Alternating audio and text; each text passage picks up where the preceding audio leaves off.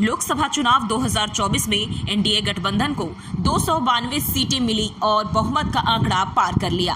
उधर विपक्षी इंडिया गठबंधन ने 234 सीटें हासिल की है। पार्टियों की बात करें तो एनडीए की अगवा बीजेपी 240 सीटों के साथ सबसे बड़ी पार्टी है, लेकिन अकेले सरकार बनाने की स्थिति में नहीं है। उधर कांग्रेस 99 सीटों के साथ इंडिया गठबंधन की सबसे बड़ी पार्टी है, तो समाजवादी पार्टी 37 और टीएमसी को 29 सीटें मिली हैं। नतीजों के साथ सरकार बनाने की कवायद शुरू हो गई। एनडीए के पास स्पष्ट बहुमत है, फिर भी सभी की निगाहें नीतीश कुमार और चंद्रबाबू नायडू पर टिकी है, जो कि किंग मेकर बनकर उभरे हैं। इंडिया गठबंधन के कई नेताओं का दावा है कि वो भी सरकार बना सकती है। बार बार नीतीश और नायडू का नाम ले रही है। पहले बात करते हैं बीजेपी की अगुवाई वाले एनडीए की, जो लोकसभा चुनाव से पहले कई क्षेत्रीय पार्टियों के साथ गठबंधन में है।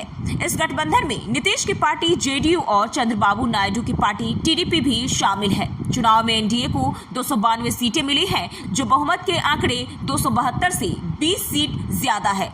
यानी एनडीए बहुत आसानी से अकेले सरकार बनाने की स्थिति में है। एनडीए की सबसे बड़ी पार्टी बीजेपी ने अकेले 240 सीटें हासिल की है, जो बहुमत के आंकड़े से 32 कम है।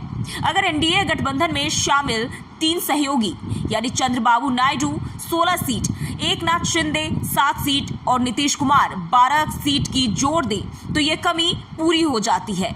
नायडू या नीतीश के बगैर कैसे सरकार बनाना संभव है? चंद्रबाबू नायडू की टीडीपी के पास 16 सीटें हैं। मान लीजिए कि अगर तेलुगु देशम पार्टी एनडीए गठबंधन का साथ छोड़ भी देती है, तो एनडीए के पास बहुमत के लिए जरूरी 272 से 4 सीटें ज्यादा यानी 276 होंगी, यानी कि मोदी की सरकार ही बनेगी। अगर नीतीश कुमार एनडीए का साथ छोड़ते हैं तो एनडीए गठबंधन की सीटें घटकर 280 पर आ जाएगी। ये बहुमत के लिए जरूरी 272 सीटों से 8 ज्यादा है। मतलब ये कि एनडीए नीतीश कुमार के बगैर भी सरकार बनाने की स्थिति में है।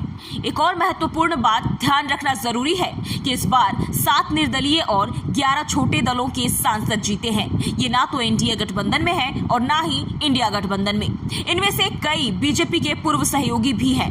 ऐसे में ज्यादा संभावना है कि ये एनडीए में जा सकते हैं, यानी एनडीए का पलड़ा हर हाल में भारी नजर आ रहा है। मतलब साफ है कि नीतीश और नायडू चले भी गए तो कुछ भी नहीं होने वाला।